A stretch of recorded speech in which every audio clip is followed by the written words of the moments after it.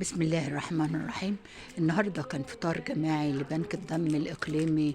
معانا دكتورة متخصصة في الأطفال وربنا عطاهم الأطفال بنتين وهم نور حياتها ودنيتها.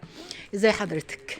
بخير الحمد لله. عرفينا من حضرتك ودكتورة إيه والمجال اللي انت اختصيتي بيه مجال فعلا عميق، لأن الطفل ده نبع الحياة كلها، هو اللي ثمرة الدنيا والثمرة اللي احنا فعلا بنبقى فرحانين بيها.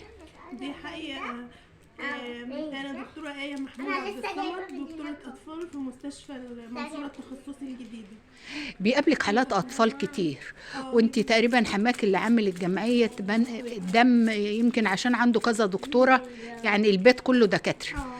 حسيت ان هو عامل حاجة خاصة ان فعلا يخدمكم في مجال عملكم ويخدم نفسه ويخدم الشارع ويخدم المجتمع.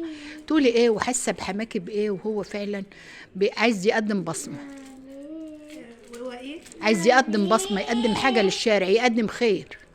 بالظبط. يعني جزاه الله خير على الخير ده يا رب، ويا رب يدوم ويدوم اللمة ويدوم الخير إن شاء الله. انتوا كان عندكم فطار جماعي النهارده، والفطار كان جميل ولمم ناس كتير، شخصيات عامة وشخصيات عادية والناس العمال، كان لامم فئات الشعب المختلفة. تقولي ايه النهارده وانتوا فعلا حاسه ان انت جوه نفسك ان اتجوزتي ببيت كله خير؟ تقولي ايه والخير قدامك وراكي في المستشفى وانت رايحه بتعالج الاطفال وبيطلعوا مبسوطين وبيبقوا سعداء؟ حاسه بايه؟ وفعلا ربنا حباكي انك تبقى دكتوره اطفال، ده اجمل حاجه في الدنيا، ده حاجه الوحيده. حقيقة يعني وحباكي برضو بالبنات، والبنات زينه الحياه الدنيا. المحدثات الغاليات. وعندكم جمعية برضو للدم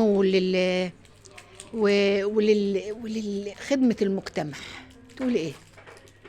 يعني بقول يعني ربنا يدوم العطاء ده، وربنا دايما يستخدمنا ولا يستبدلنا، ويدوم الخير ويدوم العطاء يا رب ان شاء الله. انت حاسة فعلا ان انت عايزة على مجال حياتك، انت لسه شابة، حاسة ان انت عايزة على مجال حياتك لحد ما تكبري يبقى لك اسم في المجتمع المدني، زي ما حماكي فتح تفتحي حاجة انت اخرى خاصة بيك تسيب لك اسم وبصمة؟ اكيد طبعا. انت فاتحة عيادة؟ لا والله لسه. والنهارده هتبقى بشرة خير وهتفتح لها عيادة وهنلاقي الكشف بالمجان، وكل جاي من كل مكان. والله انا ناوية خير في الموضوع ده يعني ان شاء الله. ربنا يرضيكي ويديكي ويرضيكي. البنوتة الصغيرة دي ازيك؟ تخايفي؟ انا اصورك، ما يمكن تطلعي دكتورة بكرة ونبقى نقول احنا اللي سبقنا وخدنا النبأ. تعالي يا بنوت. عامة أنا سعيدة بيكي وبتمنى ليكي كل الخير، وأتمنى فعلا إن فتح العيادة بتاعتك تبقى قريب، مادام هتخدم المجتمع ككل يبقى خير يا رب. كل سنة وانت طيب، كل سنة وانت طيب.